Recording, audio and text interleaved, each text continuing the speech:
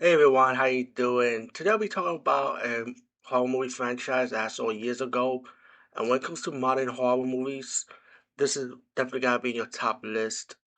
Um, this is called Hatchet, and I'm gonna talk about the Hatchet franchise one, two, three, and four, which the fourth movie was called Victor Crowley, which was supposed to be like a reboot of the franchise. Um, Let me tell you what the first movie was about. It was about a father's son, and his son was like deformed, kind of like Jason Voorhees from Friday the 13th. And these bullies picked on him and decided to play a joke on him by lighting firecrackers, and the house got burnt on fire by mistake, which the joke went too far. The father was trying to free his son, but he killed his son by mistake. Thought that he was trying to axe the door open, but his son was by the other side of the door, close to the door, where the axe hit him. Um, After his death, and then the father died out of sadness. This stuff started happening around the swamp area called, I think it was called Honeywell or Honeywild. So, well, it was Honey something Swamp, and there's like all these killings going around whoever enters the swamps, and you find out there's Victor Crowley. So now you got a bunch of tourists goes to the swamp, and they end up getting killed by Victor Crowley. And we have three survivors, which is the female, and of course, this is where we lead up to the second movie, which this time she gets to know more about the origin of who she is and what her father did.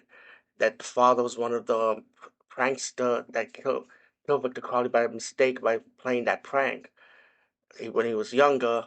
But it gets a little bit more deeper. We know before Victor Crowley was born, his mother was a nurse who's trying to take care of the woman who lives in the swamp with his father at the time, but the father's married already, but she died of cancer. And then when the woman was waking up from her last minute of breath, so her husband having an affair with the nurse, so she cursed the nurse with the baby, and that's how Victor Crowley became deformed. So now you have two backstories with this character, which is another extra add-on, which I thought was really cool. But this time now, the guy that owns the original the tour boat, he wants his boat back because it's kind of like evidence.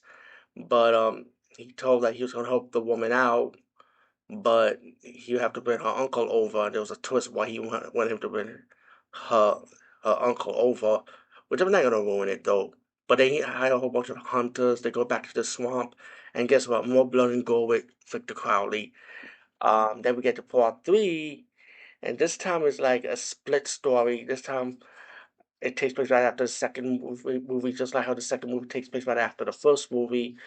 Um, the lead character played by Dan Harris this time, like just like in the second movie, because in the first movie the lead character was played by a different actress, but once we get the second and third movie, it was played by Dan Harris took over the role. But anyway, she kills Victor Crowley at the end, and she goes to the police station. They arrested her.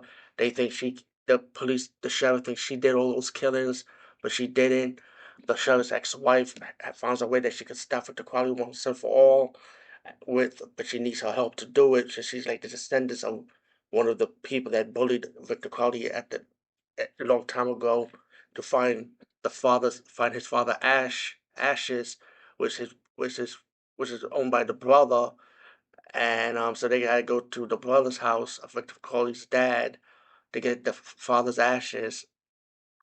The houses of Victor Crowley's dad's brother, which is Victor Crowley's uncle, pretty much, to get his ashes. And the goal is for that Harris's character to give the father ashes to Victor Crowley so he can move on in peace. Meanwhile, we got police officer SWAT, paramedics, in the swamp trying to kill Victor Crowley. They're all dying, just like the first two movies. Same thing, more blood and gore action.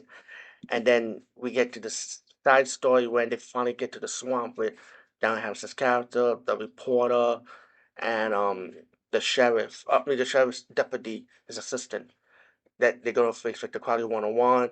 And I kind of like how the third movie ended. I thought the third movie ended well which had been the final in my opinion.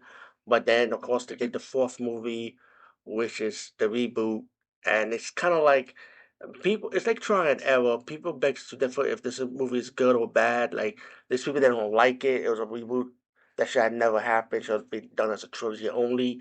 But I ended up liking the fourth movie because I did like the new lead actress, which was like she was like a movie assistant, and she was very likable, very fun character, and I like the man that was the actor who was doing all these different voiceovers, which they hired to as become an actor in one of their B movies for this Victor Crowley movie they wanted to do. Meanwhile, we got the Asian guy, and let me just say something. The Asian guy is like in every four installment of this movie. Excuse me. He just played a different character in the first two movies. The third movie, he was the paramedic who survived, but in the fourth movie, he played the same character as he did in the third movie. So that's the thing that's weird. It's like the Asian guy is like in the same all four movies, but this time the survivor of the third movie, the Asian guy, ended up writing the book. It takes place 10 years later and for some reason they go to the plane, and once they go to the plane, they crash landed out of all places to the swamp. While the people that was want to do the B movie of Victor Crowley was also at the swamp at the same time, and realized, oh shit, there's a plane crash.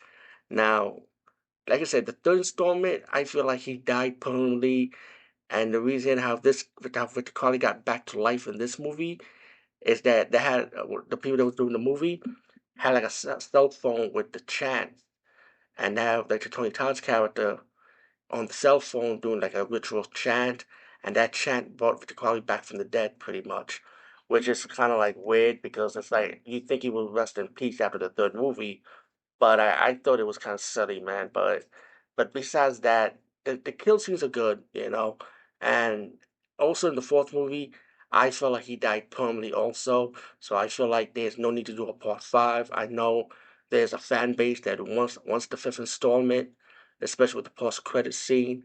But just leave this movie alone now. I feel like this character fit the card needs to stay dead. There's no need for him to come back to life because it's gonna be the same freaking formula. Blood and gore, blood and gore, blood and gore. What else can you do with this character? Let's be honest. Unless you want to do Victor Crowley versus Off the Clown, like do a little crossover like they did with Freddy versus Jason. Um, One thing I like about this movie is the beginning, how the movie begins. It gives you like that James Bond beginning type of movie, like how James Bond begins with an adventure, and he completes his adventure, and then we get to the credits. We get to the intro credits after that adventure. Hatchet 1, 2, 3, and 4. I mean Victor Crowley, aka Hatchet 4, begins the same way. They have the beginning of a kill scene happen, and then we get to the credits. So I thought that was pretty cool. So when you think about it, the quality is like a horror version of James Bond, right? Why not? But all in all, from the four movies, I enjoyed the first three the most. The fourth movie, there's moments I was like, okay, this is too much.